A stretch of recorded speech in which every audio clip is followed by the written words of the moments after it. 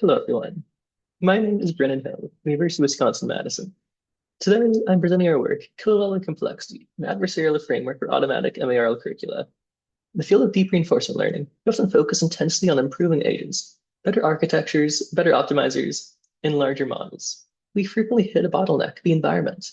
Handcrafting environments that are sufficiently complex to train robust generalizable agents is incredibly difficult and prone to human bias. Our work asks, instead of manually designing this challenge, can we learn to generate it? To introduce that, we introduce a framework based on learned adversarial procedural generation. At its core, we consider environment design as a two-player game. The generative attacker, whose job is to find difficult engines, against a cooperative defender team that tries to survive them. As defenders get better at surviving, the attacker must generate trickier, more exploited unit configurations to win. This creates a self-scaling curriculum. We don't have to manually program easy, medium, or hard levels, because the difficulty manually scales to match the competence level of the agents at any given moment. The most exciting result of this dynamic is the organic emergence of complex strategies. Because the pressure is constant and adaptive, we see the agents covering high-level tactics like flanking maneuvers and coordinated focus fire, strategies that we never explicitly program them to use. The system is modeled as a partial observable Markov game. We have the generative attacker on one side and the defender team on the other, interacting with a grid-based environment. The attacker's full-state visibility. It sees everything, and its goal is to win as fast as possible.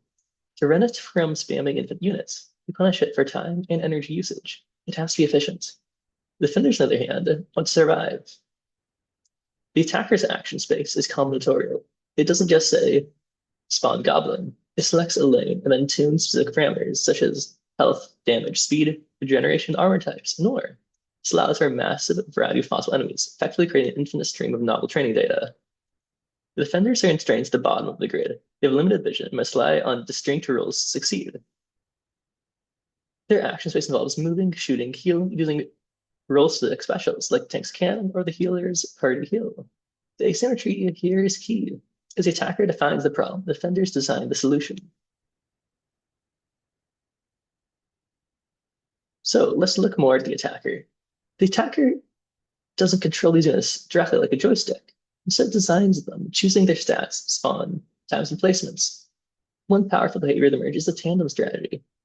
Here, the attacker learned to spawn a high health, durable unit and immediately place a high damage unit directly behind it. Effectively, it learned to build a tank to shield its glass cannon, protecting its damage source from the defenders. Another sophisticated tactic was the flanking strategy. The attacker learned to exploit the defender's movement limitations by spawning a threat simultaneously on the far left and far right edges of the board. It forces defenders to split their attention or waste time traveling across the grid, often leading them to being overwhelmed. In response, the defender team developed strategies like cooperative spreading.